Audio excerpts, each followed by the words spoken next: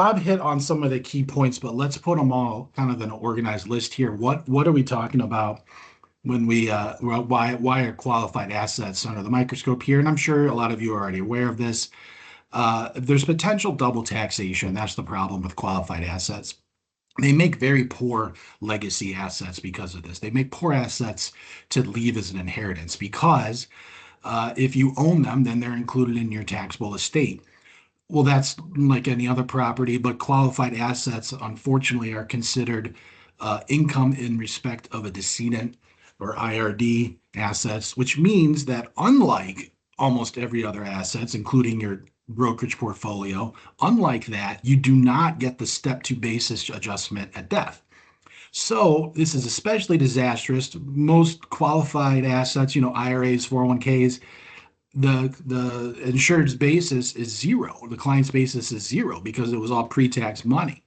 Meaning that since it does not get a step up in basis at the participant's death, when they try to leave it to their kids or grandkids, it's 100% taxable income to those kids and grandkids.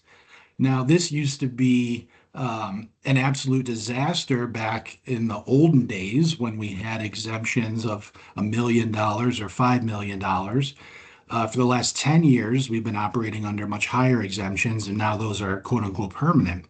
So there's many people out there that might not be facing the estate tax bite. If they are facing both, it could be a total tax loss of 60 to 70% in taxes combined. But even if they don't face an estate tax because their net worth isn't pushing over the new $15 million limit or $30 million if they're married, there's still income taxes to address, and especially in states like California that, as you guys well know, have a high income tax rate. That income tax hit alone can be substantial. It's ordinary income as well. So if you're in the top federal bracket and you add in state and California, we could be talking 50% in just the income tax hit.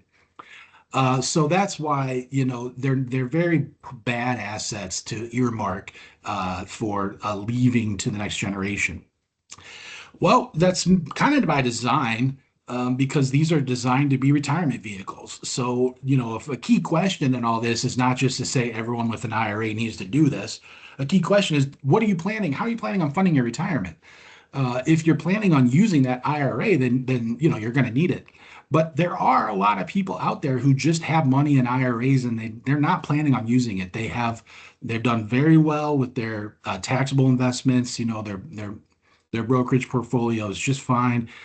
In fact, if it were up to them, they would leave the money in the IRA as long as possible and keep getting that tax deferred growth. And if anything, they're annoyed that they have to take an RMD at a certain age. So these are the issues we're talking about. Folks that have these IRAs, they don't necessarily need them for retirement. They'd like to leave them for the kids. They'd like to maximize, the value, and they're very, looking for tax efficiency. What can we do to kind of meet their goals in the best way that navigates the various tax systems? So here's the structure picture visually that Bob went over. There's different twists and turns, and I'm going to go over one in a moment. But here's the general flow of someone who is facing, an estate tax and an income tax. We'll go ahead and start taking distributions out of the IRA now. A lot of folks might have already been hitting their RMDs, though, as that age creeps up, that'll be less and less the case. So we might even, start taking distributions before the RMD if that's the case. We're going to net out the taxes due to the IRS, set those aside for next April. Then the remainder goes to the client. We transfer that net amount to the irrevocable life insurance trust to buy a policy that Bob indicated is income tax free. And if it's in the trust, it's also estate tax free. Now, the ILIT's kind of an optional step. We used to always do that because the exemptions were so low. But if you're working with someone and their net worth is small enough and the policy the face amount isn't huge, you might not need the ILIT. They might be able to just own it personally, and not incur an estate tax depending on the numbers. So it's a little more flexible nowadays. But this is the general idea, the general structure. And what we can see is what this really is a positioning from the IRA on the left which is subject to two different taxes at death, to the island on the right, which is subject to no taxes at death. So it's really asset reallocation based on what makes sense from a tax efficiency perspective. So let's get into an example. Bob went over the one we did. That was a very estate tax and estate planning focused client that Bob talked about. That was their goal. Well, not everyone's like that. And especially with these big exemptions, maybe some folks are sitting out there with money in IRAs, and while they would like to leave it to their kids, or do some things with it, they're not facing an estate tax. Well, there's still things that we can do. So here's a person, a woman who's 65, and she has money in an IRA. So her income from other investments is fine. So she's not really too expecting to lean on this IRA for income. However, she is worried about long-term care costs.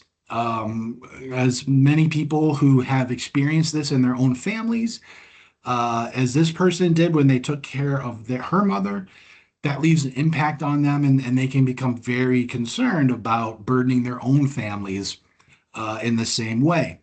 So she's worried about that, but she's, worried about protecting her retirement savings. She's worried about protecting her family legacy.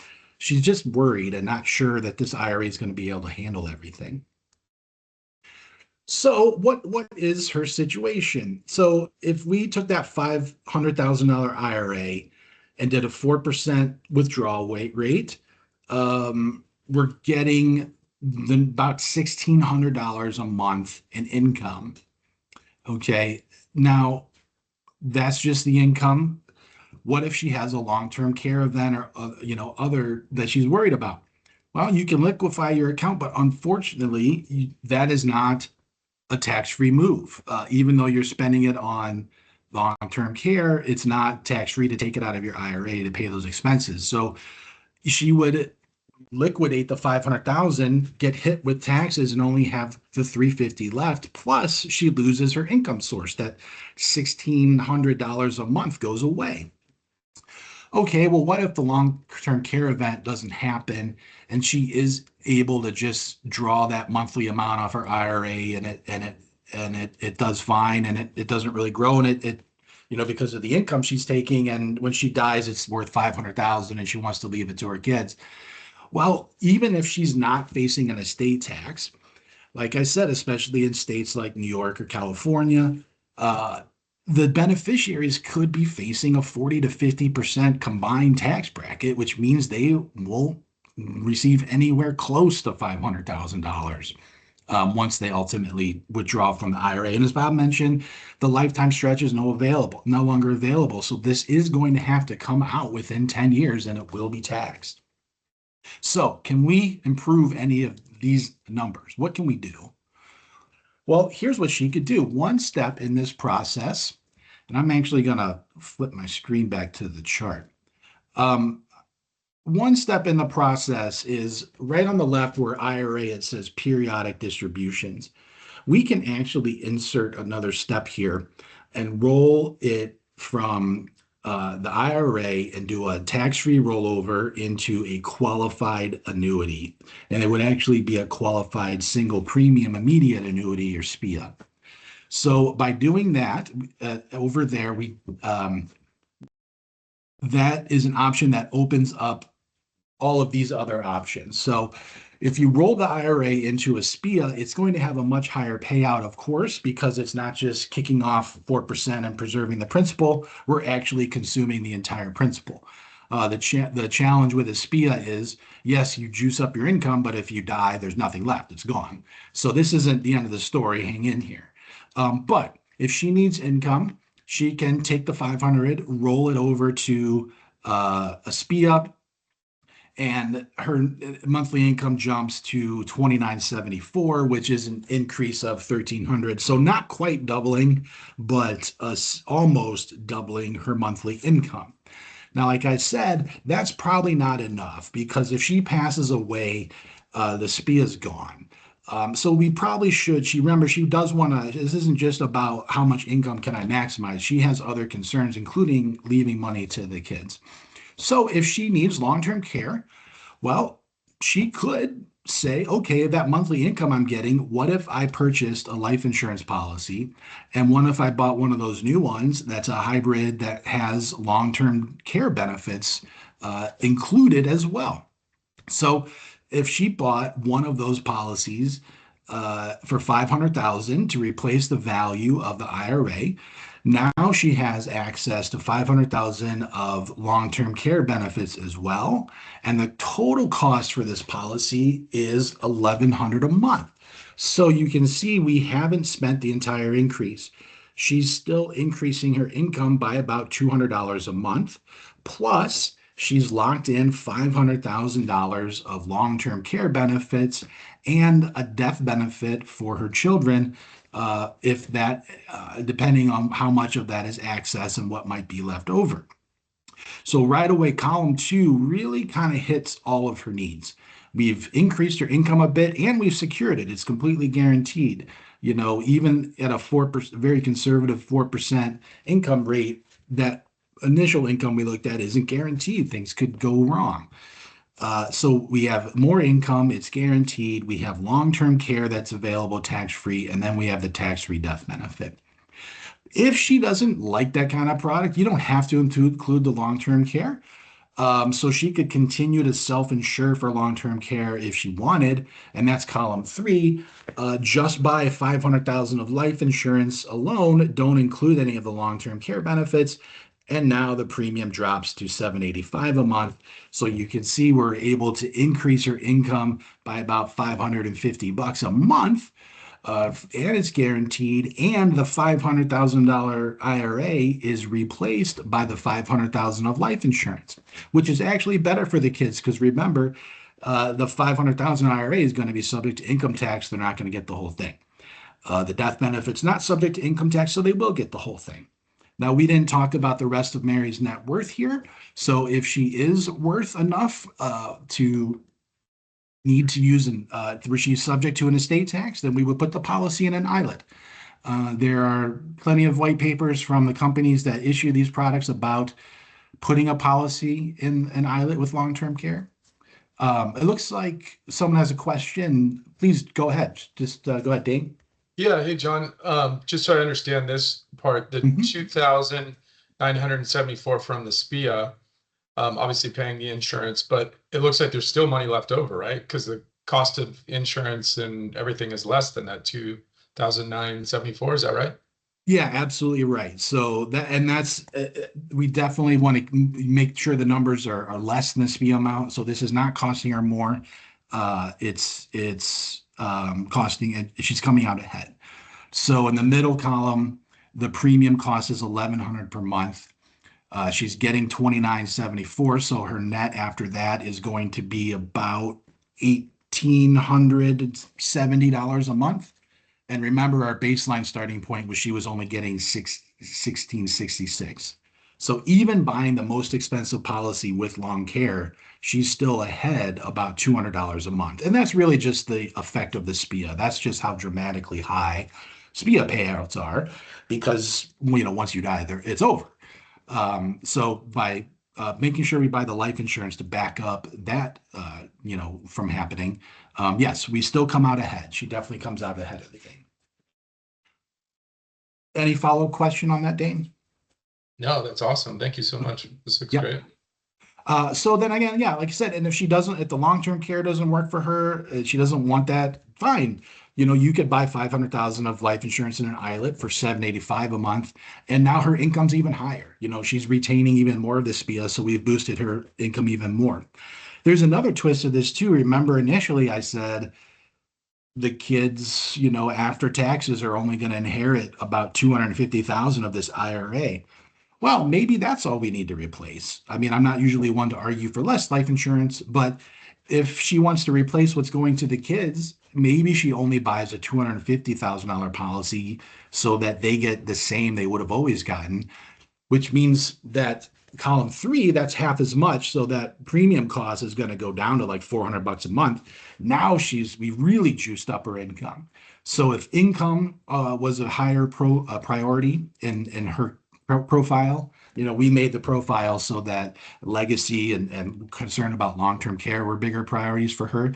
But if the facts were different and income was her big concern, then maybe we'd only replace the after-tax cost of the IRA so the kids get what they would have gotten before. And now we're able to really juice up the income to our client. So there are kind of all kinds of twists, on this thing, especially with the emergence of the long-term care hybrids. So it's really about just finding the right clients. This is all about a prospecting, deal. It's hard to fit. We do have, like I said, some flexibility and twists on this, but it's more about finding the right person for that this fits. So you remember, a few years ago during COVID, the IRS suspended 1 year. We didn't have to take RMDs. So clients, if clients that were happy about that and were annoyed when the RMDs resumed, that's probably someone who this is appropriate. I mean, if they're unhappy about taking an RMD, they're basically saying, I don't need this IRA for income. I don't want it. Clients who are taking the RMDs and they're not spending it. They're just shipping the money to you and you're investing it. So and also, you can ask probing questions like, are you interested in, leaving your unused retirement assets to your beneficiaries? And the part there at the end, in a way that protects them from creditors, divorces, and bad decisions, that would be the trust-owned life insurance structure. So putting in a trust would provide them that additional asset protection benefits. We have a lot of support on this. Oh, look, our flyer here, you can tell where I stole the graphic from my presentation. But we do have materials to help explain it to the client. We have a fact finder if you need help organizing the information. And then we have a customized presentation we built that is, no insurance company's name on it. The only name on there is going to be the client's name and your name, completely product neutral, whatever product works we use. And it will show the flow chart of how it works. It's got this table. Unfortunately, we aren't showing my favorite slide of this presentation, but there's a great bar graph that just shows net to heirs with the plan and without the plan.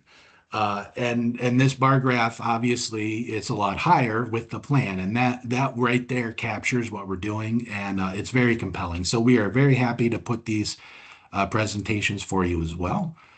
I'm going to stop sharing. So yeah, that's sort of an idea that I guess the reason I picked that smaller IRA number was to say, even though the estate tax exemption is so large now, and the double tax threat on these things is not as much as it used to be, fewer clients are subject to the estate tax. Income taxes are rising, and they're high enough that even on income taxes alone, this could be a strategy that makes sense. So really the best way to do it is just get under the hood and look at the numbers.